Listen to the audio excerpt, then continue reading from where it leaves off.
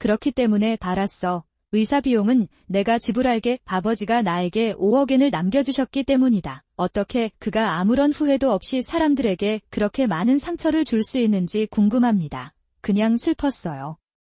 물론 아내나 여자로 보이지는 않았지만 무엇보다 한때 이런 남자를 사랑했던 내 자신이 너무 안타깝다. 예, 눈물이 글썽이는 것 같아서 남편이 들키지 않게 이혼 서류를 챙겨 들었습니다. 오다.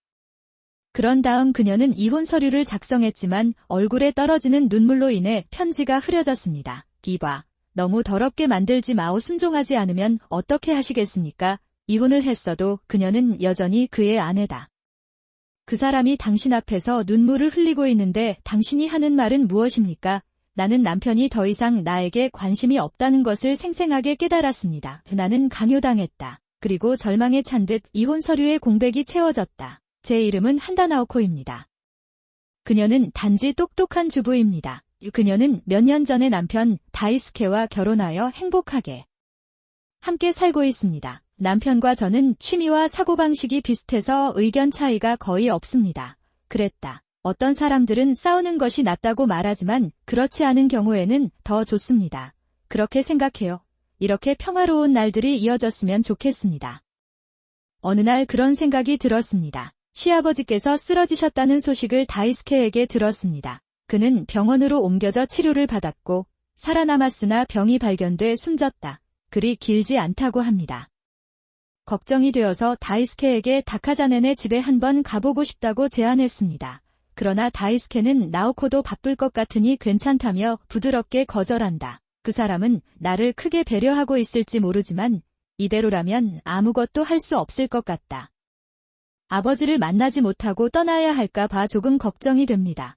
그런 걱정을 하다가 얼마 후 다이스케가 시댁에 와줬으면 좋겠다는 생각이 들었습니다. 나는 그렇다고 말했다. 사실 저는 나오코가 아버지를 돌봐줬으면 좋겠어요. 나오코도 마찬가지다. 좋지 않아요. 현재는 시어머니가 시아버지를 간병하고 있는 것 같은데 현재는 병상에 누워 계시는 시아버지를 간병하고 계십니다. 시어머니의 나이를 고려하면 나는 그녀를 매우 가혹하게 돌보아야 했고 그녀는 이제 소위 청각장애 상황에 처하게 되었습니다. 분명히 있습니다. 다이스케의 여동생 토모미도 시댁에 살고 있지만 싱글이고 일을 하고 있다. 나도 일을 쉬지 못하는 것 같다. 한편 저는 다이스케와 결혼했기 때문에 직장을 그만두고 간호에 전념해도 생계를 꾸릴 수 없었습니다. 그는 문제가 되지 않을 것이라고 말했습니다. 게다가 그 직업은 간병인이었다. 시아버지의 나는 그녀를 돌보기에 완벽한 사람입니다. 직업에 대한 후회가 있는 것은 아니지만 시아버지가 더 걱정됩니다. 그런 의미에서 나는 그 제안을 받아들였다. 사실 간병인으로서의 월급은 그다지 좋지 않고 다이스케로서 더 많은 돈을 벌고 있습니다. 또한 시댁 식구들과 함께 살게 되면 지출을 조금 더 줄일 수 있어서 생활 걱정도 안 하게 되더라고요. 그런 것이 없는 것도 사실입니다. 그런 점에서 저와 아내는 시댁으로 이사하여 시아버지를 모시게 되었습니다. 그런 일이 일어났습니다. 시아버지를 모시는 것은 확실히 어려운 일이었습니다. 관례이긴 하지만 그냥 조커인 남자를 움직이려면 체력이 많이 필요하다.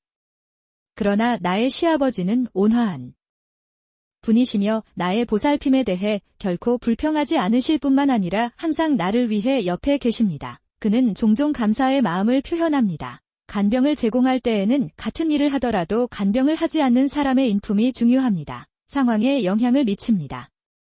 그런 의미에서 시아버지를 돌보는 일은 정신적으로 쉬웠지만 시아버지를 돌보는 것은 마음이 편하지 않았습니다. 나를 괴롭히는 것이 있었습니다. 시댁과 시어머니 다이스케, 그리고 형수 토모미였습니다. 돌봄을 제공하기 위해 애쓰신 모든 분들께 감사드립니다.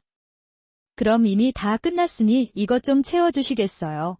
그렇게 말하면서 그녀는 남편의 반항에 대한 모든 세부 사항이 기록된 이혼 서류를 나에게 건네주었습니다. 나는 시아버지가 병에 걸려 마지막 숨을 쉬실 때까지 열심히 일하여 시아버지를 돌보았습니다. 나는 그녀의 고통을 덜어주기 위해 그녀를 돌보았습니다. 그런데 남편이 제 기분을 짓밟으려는 듯 시아버지의 장례식장에서 저에게 물었습니다. 그는 터무니없는 말을 했습니다. 도대체 이게 무슨 뜻일까요? 내가 그렇게 물었더니 남편은 당황한 표정으로 대답했다. 무슨 일이 있어도 나는 아버지를 돌볼 일이 끝났습니다. 더 이상 이 집에 머무를 이유가 없잖아요. 그렇죠. 이봐요. 간병인보다 당신이 더 가치 있다고 생각했나요? 나를 웃게 만들지 마십시오. 나는 현재 당신보다 어린 좋은 여자와 데이트 중입니다. 피곤해요. 간호에 도움을 주세요. 그것은 사실이 아닙니다. 우선 저희가 직접 간병을 드리기가 어렵기 때문에 불려가게 되었는데 불편을 끼쳐드려 죄송합니다. 이상한 일이 아닐 수도 있지만 그런데도 그들이 나를 확인하러 오지 않는 것이 이상하다고 생각합니다. 그래서 어느 날 나는 다이스케와 그의 친구들에게 쓸데없이 빚을 지고 있다고 생각하면서도 그에게 부드럽게 도와달라고 부탁했습니다. 나는 그에게 그것에 대해 물었습니다. 다이스케는 그런 표정을 한 적이 없었지만 얼굴을 찡그린 채 대답했다. 알겠어요. 그러다가 부모님 집으로 이사를 하게 되어서 직장이 멀리 떨어져 있어요. 일찍 나갔다가 늦게 돌아옵니다. 내가 집에 있을 때 아빠는 주로 주무시고 계시기 때문에 어쩔 수 없다. 물론 제 말이 틀린 말은 아닐 수도 있지만 시어머니나 친구들한테도 비슷한 말을 들었는데 그건 아내의 일이다. 혼나고 집에 왜 왔느냐고 물었고 아무리 누나라고 해도 아무 말도 하지 말아주실 수 있나요?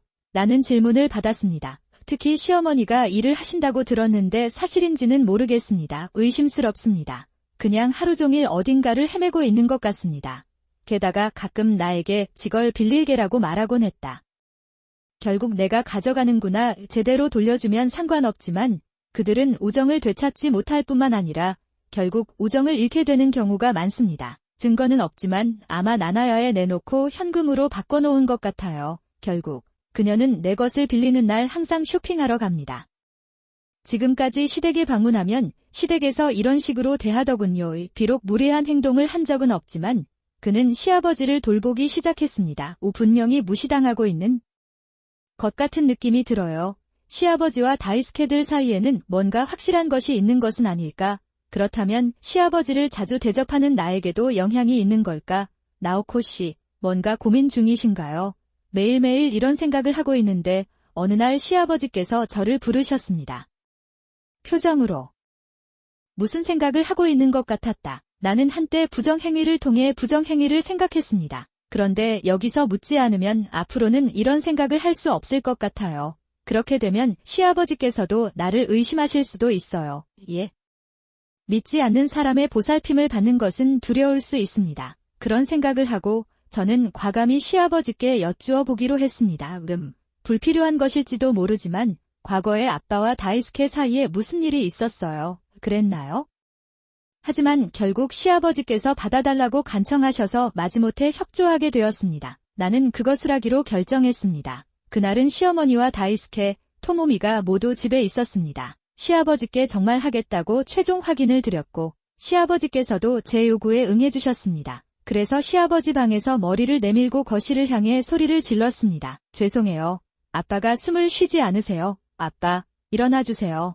아빠, 나는 이렇게 말하면서 시아버지의 뺨을 두드리며 말했다. 시아버지는 다이스케 일행이 방으로 다가오는 발소리를 듣고 숨을 참으며 눈을 감았습니다. 그랬다. 다이스케 일행이 시아버지 방에 나타났을 때 나는 그들에게 아버지, 어떻게 해야 합니까? 라고 말했습니다. 속으로는 대배우가 될 수 있을까 하는 걱정만 있었어요. 시어머니 다이스케와 토모미는 시아버지에게 작별 인사를 한 후 서로를 바라본다. 계속해서 슬픔에 휩싸인다면 언제 그 사연을 공개해야 할까요?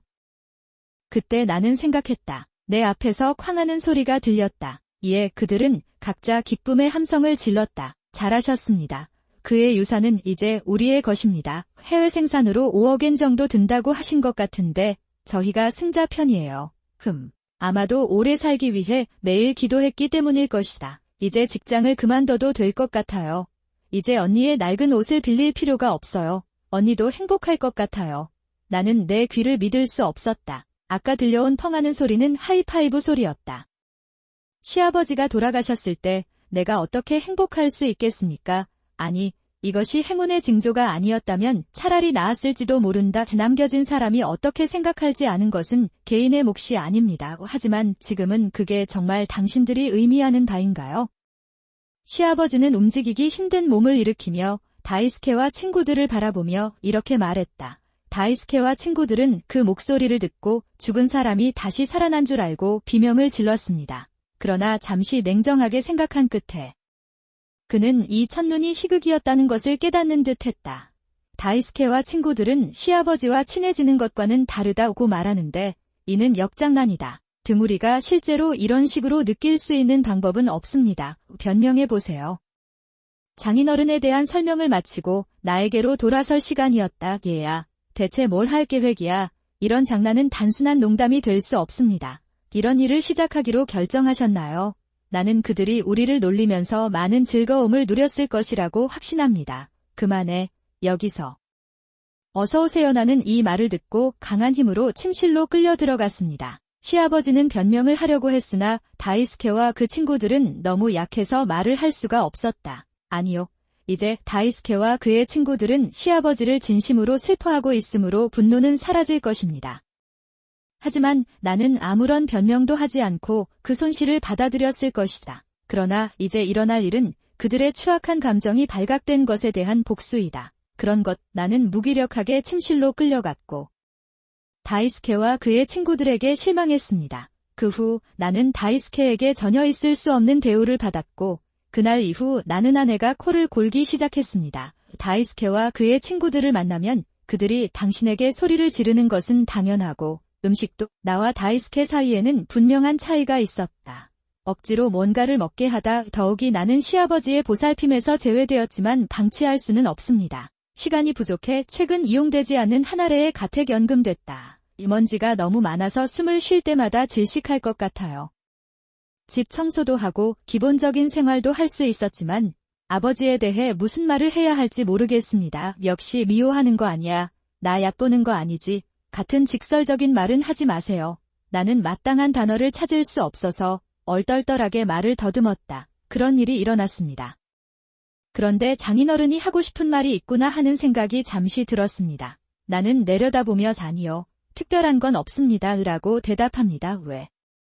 그렇게 생각했어요.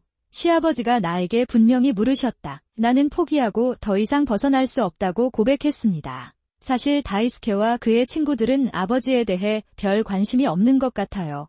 간호에 있어서는 전혀 도움을 주려고 하지 않고 그것이 불필요한 간호임을 깨닫고 있습니다. 하지만 내가 그렇게 말하자 장인어른은 그음이라며 엉뚱한 제안을 했다. 여기 있어요.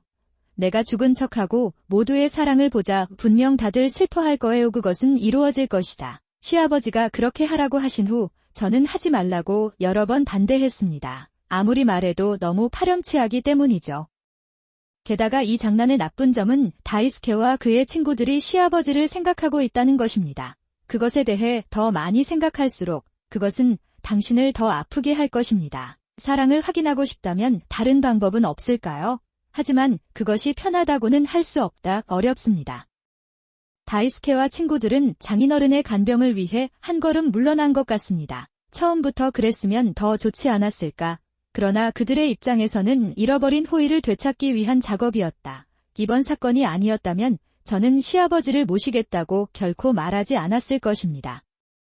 그랬을 것입니다. 며칠이 지난 어느 날 가택연금 중인 한 아래에게 시어머니가 찾아온다. 그리고는 아버지를 돌보게 하겠다고 선언합니다. 솔직히 말해서 더 이상 시아버지를 모실 수 없을 것 같았습니다. 나는 놀랐다. 갑자기 왜 그런 짓을 해서 너랑 내 아버지가 같이 지내게 하고 싶지는 않지만 아마추어가 돌보는 것은 어렵습니다. 저를 당신의 아이로 바꿔주세요. 그렇게 하지 못하면 상속 재산을 상속받을 수 없습니다. 알겠어요. 간병인으로 일했던 나도 아마추어로서 같은 일을 하고 있어도 그 내용을 이해하지 못한 것이 사실이다. 특정 부분에서 차이가 있는 것은 사실이지만 시아버지는 나를 살리려고 나에게 불평을 했을 수도 있습니다. 어쨌든 다음번에 저를 흉내내려고 하면 전보다 더 나쁜 상황에 처하게 될까봐 두렵습니다. 왜? 당신이 해야 할 일은 아버지가 살아계실 때까지 조용히 아버지를 보살피는 것뿐입니다. 이해합니다. 가지 않을 것입니다. 이 예상은 했지만 그 말을 너무 명확하게 들으니 조금 마음이 아팠습니다. 하지만 이 세 사람과 함께 해외여행을 간다면 그들은 나를 두고 당황스러워할 것이다. 노출될 위험이 있습니다. 역시 나는 낯선 곳에 혼자 있고 싶지 않다. 나도 그렇습니다. 나는 집에 있다. 나는 대답한다. 그들은 나를 보고 이해한다. 다이스케와 세 사람은 소소와 그의 장인을 만나러 갔다. 방을 나와 거실에서 하와이 여행의 세부 사항을 결정하기 시작한 것 같습니다. 시아버지와 나는 서로를 바라보며 쓴웃음을 지었다. 이 며칠 후 다이스케와 친구들은 3박 4일 동안 하와이 여행을 떠났습니다. 그 사이 시아버지 친구들이 가끔씩 시아버지를 찾아오더니 상황이 많이 달라졌습니다. 그런 일은 결코 일어나지 않았습니다. 다이스케 일행이 없어진 탓에 장인어른은 평소보다 활기가 넘치게 보였고 오랜만에 뵙지 못했다. 처음으로 날개를 펼칠 수 있었던 것 같아요. 다이스케와 그의 친구들은 여행에서 돌아왔을 때 기념품을 잔뜩 샀지만 나는 아무것도 없었습니다. 나에게 딱 맞는 여성용 알로하 셔츠가 있어서 나를 위한 기념품인 줄 알았다. 그러나 급한 것 같으니 다이스케는 허락 없이 만지지 말라고 꾸짖었다. 다이스케와의 옛 관계로 돌아가기는 힘들지 않을까? 한동안 이렇게 살다가 시아버지께서 드디어 허락해 주셨어요. 공연은 시어머니와 다이스케가 미리 정한 것 같아서 무서웠어요. 그것은 빠른 속도로 진행되었습니다. 돈이 없는 건 아닌데도 송이 같은 송이를 선보이지 않고 스님은 가상 행사에 앞서 경전을 독불한다. 방금 줬어요. 너무나 단순한 이별이었다. 며칠 뒤 시아버지의 유산이 모두 시어머니 다이스케와 형수 토모미에게 상속된다는 발표가 났다. 결정되었습니다. 이상한 점은 없습니다. 그러나 시아버지가 돌아가셨음에도 불구하고 다이스케와 친구들은 빛나는 눈빛으로 서로를 바라보았다. 우리는 무엇을 살 것인지, 어디로 갈 것인지, 유산을 어떻게 사용할 것인지에 대해 이야기하고 있습니다. 나는 분노를 느꼈다. 참으로 무기력한 사람들입니다. 이 사람들은 자신이 처한 상황을 정말로 이해하고 있을까요? 그렇게 현명한 눈으로 그들을 바라보고 있던 나는 갑자기 다이스케와 눈을 마주쳤다. 그러자 다이스케는 뭔가 생각난 듯한 표정을 지더니 미소를 지으며 나를 돌아보며 얼굴을 가렸다. 용기에서 뭔가를 꺼냅니다. 그러더니 그것을 내 앞으로 내밀더니 입을 열었다. 돌봄을 제공하기 위해 애쓰신 모든 분들께 감사드립니다. 자, 이미 다 끝났으니 이것만 채워주세요. 그녀는 간병인으로서의 모든 경험을 시아버지를 간병하는 데 활용한 것이 사실이다. 시어머니나 친구가 나를 간병인처럼 대해준다면 그래도 기분이 좋지 않을 텐데 이해가 안 된다. 흐리지 않습니다. 이런 아내의 코골이도 있을 수 있습니다. 하지만 다이스케에게 나는 간병인이기 이전의 아내이자 여성이었습니다. 또는 분명 그런 시절이 있었습니다. 하지만 나는 지금 너보다 어리다. 나는 좋은 여자와 즐거운 시간을 보내고 있어요. 나는 그것에 집착하고 있습니다. 다이스케는 자신이 일하는 회사의 후배인 미유라는 여자와 지난 몇 달 동안 데이트를 하고 있다. 그들은 관계가 있는 것 같습니다. 그 당시 나는 막 시부모님과 함께 이사를 오고 있었습니다. 내가 늦게 퇴근한 유일한 이유는 사무실이 멀었기 때문이다. 그것은 사실이 아닙니다. 그것은 부정행위가 아닙니다. 나는 목청껏 비명을 지르지 않을 수 없었다. 다이스케는 너무 시끄럽다는 듯 귀를 막고 얼굴을 일그러뜨렸다. 그렇죠. 사기죠. 그렇기 때문에 알겠습니다. 좋은 차량이라면 비용을 지불하겠습니다. 아버지의 유산이 5이기 때문에 10억엔을 받았으니까요. 나는 다이스케의 말에 충격을 받고 슬펐습니다. 물론 더 이상 아내나 여자로 보이지는 않았지만 무엇보다 한때 이런 남자를 사랑했던 내 자신이 너무 안타깝다. 이에 나를 그에게 매료시킨 것은 도대체 무엇이었으며 나는 그에게서 무엇을 보았는가 이런 생각을 하고 있는데 눈물이 글썽거리며 남편에게 말했습니다. 들키지 않으려고 이혼 서류를 훔쳤어요. 그런 다음 그녀는 이혼 서류를 작성하지만 얼굴에 떨어지는 눈물로 인해 글자가 흐려집니다. 이봐, 너무 더럽게 만들지 마. 승인을 받지 못하면 어떻게 되나요? 가슴이 더욱 답답해지는 것 같아요. 이혼을 했어도 그녀는 여전히 그의 아내다. 그 사람이 당신 앞에서 눈물을 흘리고 있는데도 당신이 하는 말은 나는 남편이 더 이상 나에게 관심이 없다는 것을 생생하게 깨달았습니다. 나는 강요당했다. 그런 절망에 지친 듯 이혼 소송의 공허함이 채워졌다. 하지만 계속해서 그녀를 속이고 이대로 이혼할 수는 없습니다. 최소한 다이스케에게 복수를 하고 싶었기 때문에 다이스케 말대로 의사의 비용이었다. 나는 그것을 지불해야 할 것입니다. 얼마나 효과적인지는 모르겠지만 간단한 제한 문서를 작성하고 300만엔을 지불했습니다. 지급받을 금액을 적어주세요. 이 정도면 충분합니까? 아무래도 당신은 돈에 대한 감각이 좋지 않은 것 같아요. 자존심이 상하고 이만큼 모욕을 당해도 돈으로 기분을 달래려고 한다면 우리가 헤어지는 것이 어쩌면 옳은 일일지도 모릅니다. 그 사람은 자신이 나에게 상처를 주고 있다는 걸 깨달았나요? 정말이야. 멍청아 글쎄. 나는 오늘 그 사람과 인연을 끊을 수 있다면 좋지 않을까라고 스스로에게 말했다. 들려주세요. 그런 다음 제한 양식에 귀하의 이름과 담당자를 기재하고 나중에 의사 비용을 이체할 수 있습니다. 출국을 확인하고 짐을 싸서 시댁을 떠났습니다. 그때 시아버지의 입장이 기분이 좋았어요. 난 아마 다시는 이 집에 돌아오지 못할 것 같다. 시아버지뿐만 아니라 나도 마찬가지다. 그리고 다이스케와 그의 친구들도요. 다이스케가 의사의 진료비를 이체한 지 며칠 후 나는 새 집에 와서 여러 가지 절차를 밟고 있었습니다. 이혼하고 나면 운전면허증이나 보험증을 바꾸는 등 귀찮은 일이 많다 있습니다. 이런저런 생각을 하던 중 전화 한 통을 받았습니다. 아직 삭제하지 않은 연락처가 스마트폰 화면에 표시됩니다. 다이스케 이혼을 고집하면서도 무슨 목적인지 궁금해 전화를 받았을 때 스피커에서 뭔가가 들려왔다. 큰 목소리가 나에게 다가왔을 때 나는 놀랐다. 나오코, 아버지한테 무슨 짓을 했어? 아무튼 의사 진료비 돌려주세요. 다이스케와 친구들은 하와이로 여행을 떠났습니다. 제가 그곳에 있는 동안이었습니다. 시아버지는 오랜 친구들을 집으로 불러 유산 정리를 도와달라고 부탁했습니다. 나는 그것을 시작했습니다. 실제로 시아버지는 투자자이셔서 주식, 부동산 등 엄청난 돈을 갖고 계셨습니다. 그러므로 시어머니가 해외 생산으로 먹고 살던 5억엔은 실수였다. 분명히 없었던 것 같습니다. 그러나 시아버지는 그중 대부분을 버리기로 결정하셨습니다. 나오코와 결심을 하고 죽은 척을 했을 때 확신이 들었다. 그 애들은 나를 돈잡이로만 생각하는 것 같아요. 사실 양아버지는 제가 그 사람을 별로 신경 쓰지 않는 것 같아요. 내가 다이스케 일행에 대해 불만을 토로하는 순간 나는 다이스케 일행에게 유산 외에는 아무것도 없다는 사실을 깨달았다. 분명히 그는 내가 보고 있지 않다는 것을 알아차린 것 같습니다. 이것은 새로운 것이 아닙니다. 시어머니와 결혼한 이후에도 이런 일이 여러 번 있었습니다.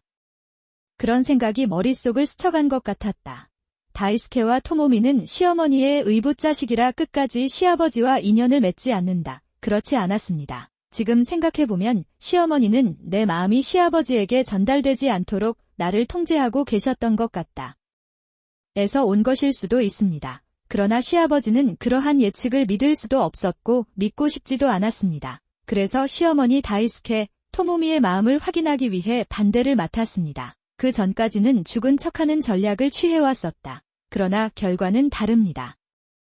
그 이후로 그는 자신의 유산을 그 아이들에게 물려주지 않을 방법을 고민해왔습니다. 그렇기 때문에 그 사람들이 나의 상당한 유산을 이용하는 것이 좋지 않은데 무슨 소용이 있겠습니까? 너무 큽니다. 최소한 고통은 보여줘야 한다. 제 시아버지께서 제게 그렇게 말씀하셨어요. 그리하여 시아버지의 반격이 시작되었다. 먼저 시아버지께서 임대가방을 이용해 시댁집을 임대주택으로 전환하셨습니다. 그 결과 시댁은 부동산 중개인의 소유가 되었고 다이스케와 친구들은 그곳에서 계속 살았다. 그러기 위해서는 집세를 내야 했어요. 다음으로 장인어른이 소유하고 있던 가구를 판매자나 개인에게 양도하였습니다.